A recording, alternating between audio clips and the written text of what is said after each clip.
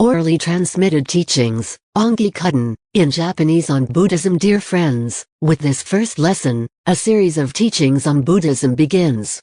Through these didactic capsules, my desire is to allow you to familiarize yourself with the doctrine of awakening.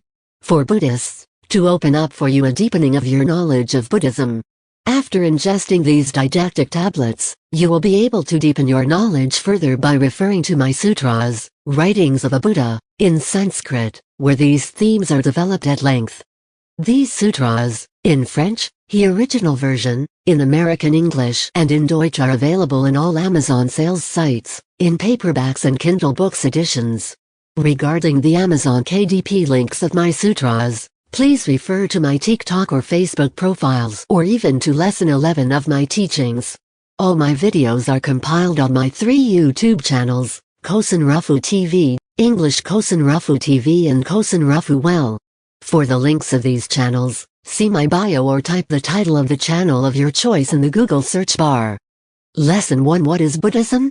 In the origins, the revered Shakyamuni, the historical Buddha. Buddhism is a religion born in Asia, more precisely in present-day India, nearly 2,500 years ago, less than 500 years before the birth of Jesus Christ. Buddhism was founded by Siddhartha Gautama, the crown prince of a small Indian kingdom, a prince who broke ties with his family, a royal family.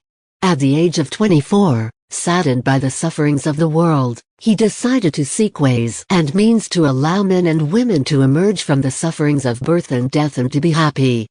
To do so, he gave up everything: women, children, status of constitutional heir, dolce vita, luxurious palaces, luxurious clothes.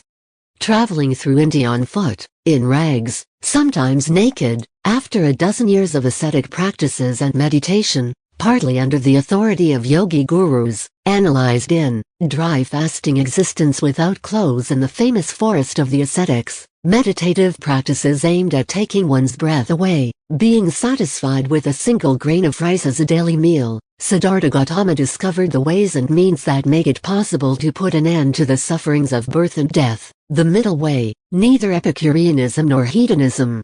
When he became a Buddha, Siddhartha Gautama took the name Shakyamuni, which means the wise from the Shakya tribe, his tribe of origin. Shakyamuni, not wanting to be the only being to enjoy such immense wisdom and happiness, and eager to fulfill the promise he had made to lead all beings, without exception, to happiness, once he had awakened to the truth, decided to popularize his dharma. Buddhism, which can be defined as the religion of the quest for supreme wisdom and happiness based on the dharma or teachings of the Buddha Shakyamuni, had been born.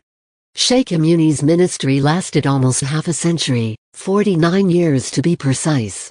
To carry out the mission he set for himself, the Buddha Shakyamuni, or the Buddha for short, surrounded himself with several male and female disciples, monks and nuns.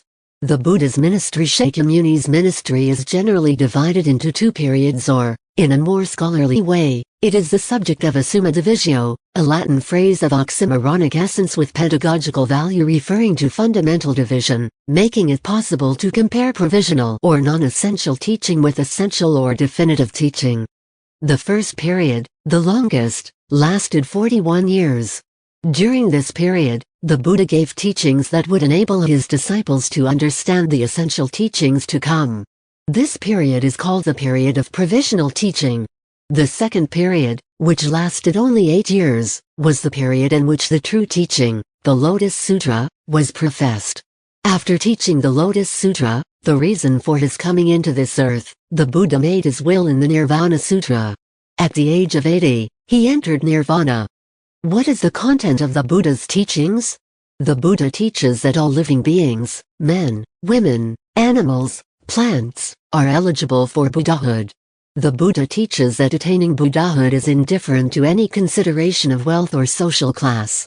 The Buddha teaches that attaining Buddhahood is not confined to racial, geographical, historical, or nationality considerations. The Buddha teaches that attaining Buddhahood is a process that does not involve questions of an educational, professional, or intellectual issues.